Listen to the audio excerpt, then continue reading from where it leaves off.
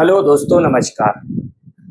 आज हम आपको प्रॉफिट एंड लॉस यानी लाभ हानि के बेसिक कॉन्सेप्ट आपको समझाएंगे।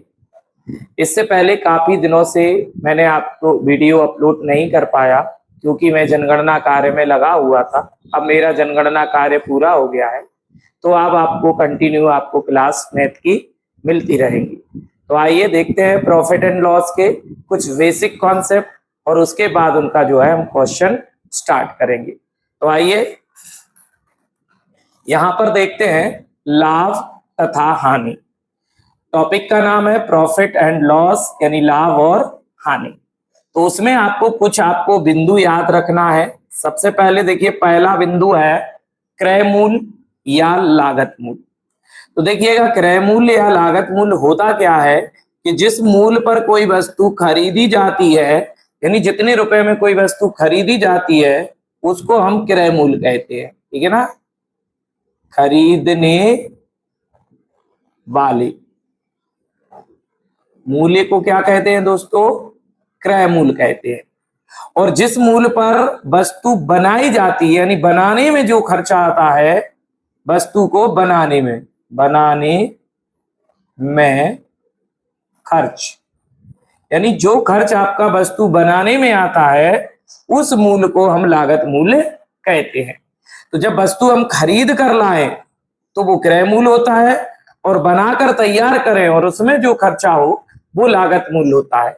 और प्रॉफिट एंड लॉस में क्रय मूल्य या लागत मूल्य को एक ही स्थान पर प्रयोग किया जाता है, और इसको हम इंग्लिश में सीपी कहते हैं, यानी कॉस्ट प्राइस। ठीक है ना, सीपी मींस कॉस्ट प्राइस।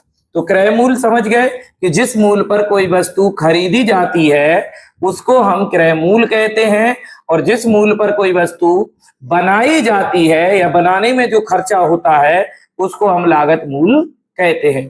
तो ये होता है PC purchase price, PP purchase price, और ये होता है सीपी कॉस्ट प्राइस। तो दोनों को प्रॉफिट एंड लॉस में एक ही जगह पर इस्तेमाल करेंगे, या तो उसको क्रय मूल्य बोल देते हैं या फिर लागत मूल्य बोलते हैं। दूसरा होता है विक्रय मूल्य। सेकंड नंबर क्या है? विक्रय मूल्य।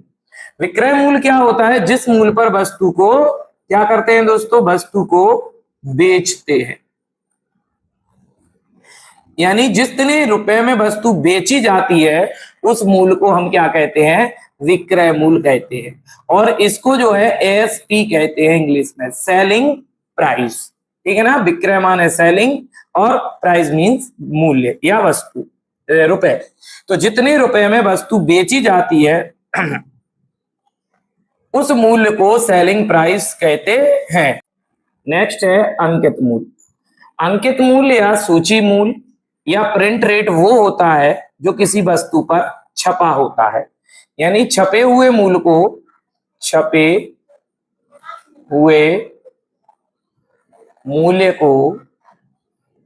क्या कहते हैं? अंकित मूल्य या सूची मूल्य। जो डिस्काउंट है, जो कटौती है, जो छूट है, वो हम अंकित मूल्य पर ही देते हैं, क्योंकि जो छपा हुआ प्रिंट रेट होता है वो आपका अंकित मूल्य कहलाता है। नेक्स्ट है लाभ। लाभ यानी प्रॉफिट। अब प्रॉफिट को किससे प्रदर्शित? देखिएगा, पी से करते हैं। और प्रॉफिट होगा कब? जब हम कोई वस्तु कम में खरीद कर ज्यादा में बेच देते हैं, तो यहां पर लाभ होगा, अर्थात विक्रय मूल्य ज्यादा होगा और क्रय मूल्य कम होगा। मतलब खरीदी कम में होगी और बेची ज्यादा में होगी, तब हमको क्या होगा? लाभ। और कैसे लाभ निकालेंगे? लाभ बराबर होता है विक्रय मूल्य माइनस क्रय मूल्य। ये आपको याद रखना है, ठीक है ना। यानी विक्रय मूल्य में से क्रय मूल्य को घटाएंगे तो आपको क्या होगा? लाभ होगा। यानी लाभ तब होगा जब विक्रय मूल्य ज्यादा होगा और क्रय मूल्य कम होगा। तो विक्रय मूल्य माइनस क्रय मूल्य बराबर क्या होता है? लाभ।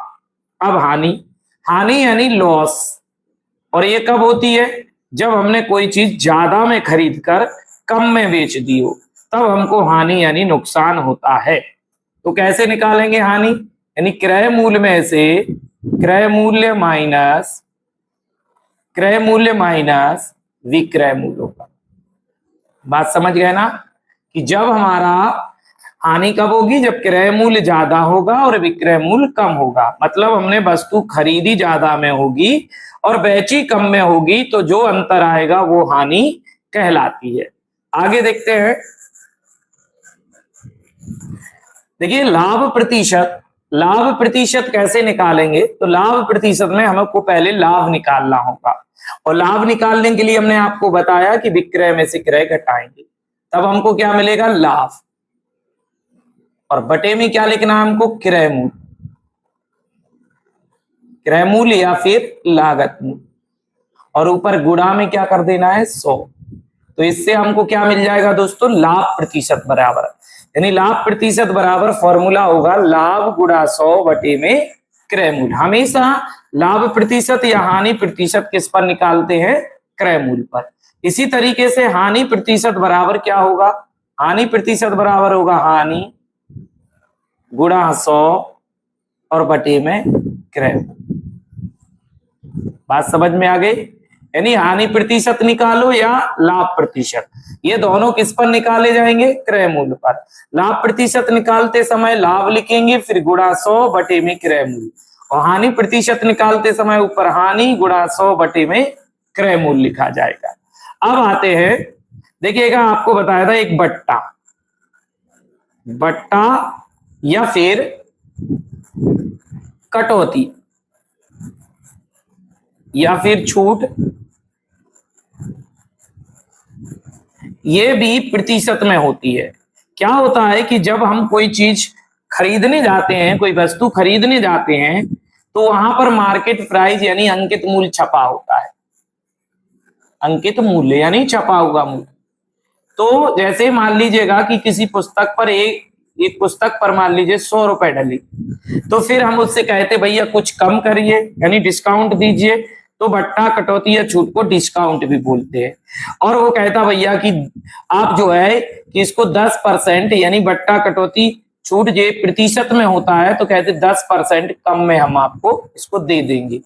तो यहाँ पर आपका जो है बट्टा या कटौती या छूट, जिसकी गणना हम अंकित मूल्य पर करते हैं, यानी ये वस्तु, ये पुस्तक जो है हमको इसका अंकित मूल्य कितना है? 100 रुपए है, तो 100 रुपए पर हमको कितना? 10 रुपए का बट्टा मिल रहा है, तो 10% का बट्टा मिल रहा है, तो हम 10% अगर इसको निकालते हैं तो ये 10 रुपए होता है, यानी 10 रुपए कम में वो वस्तु मिलेगी। मतलब 100 रुपए में से 10 कम कर देंगे तो ये वस्तु हमको कितने रुपए या ये पुस्तक कितने रुपए की मिलेगी?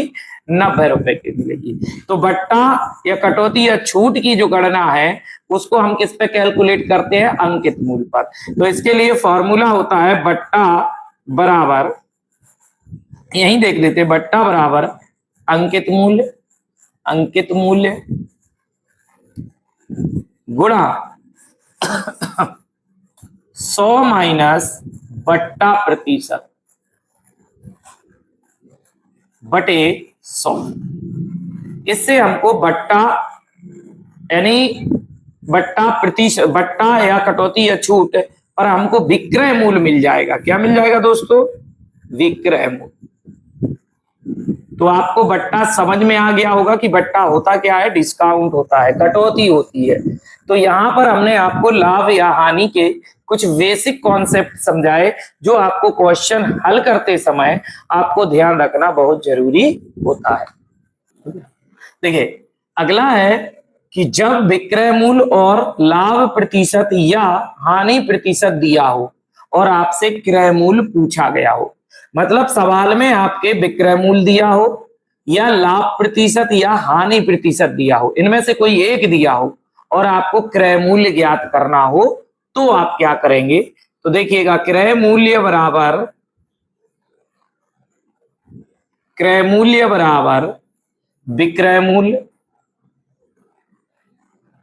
विक्रय मूल्य गुणा 100 बटे में आपको क्या करना है? अगर लाभ दिया है तो 100 में आप लाभ प्रतिशत जोड़ देंगे। लाभ प्रतिशत को क्या कर देंगे? जोड़ देंगे। कब? जब आपके प्रश्न में विक्रय मूल्य दिया हो या लाभ प्रतिशत दिया हो और क्रय मूल्य निकालना हो, तो आपका फॉर्मूला बनेगा क्रय मूल्य बराबर विक्रय मूल्य गुणा 100 बटा 100 प्लस लाभ प्रतिशत। और अगर हानि दी हो तो आपको यही करना है, क्रय मूल्य बराबर विक्रय मूल्य, विक्रय मूल्य गुणा 100 और बटे में आपको क्या करना है, 100 में से हानि आपको घटा देनी है, हानि प्रतिशत घटा दी, तो आपको क्या मिल जाएगा, हानि की स्थिति में क्रय मूल्य मिल जाएगा। आपको सिर्फ ये करना है, क्रय मूल्य निकालते समय नीचे अगर लाभ है तो प्लस 100 में लाभ प्रतिशत जोड़ देंगे और हानि प्रतिशत है 100 में हानि प्रतिशत घटा देंगे।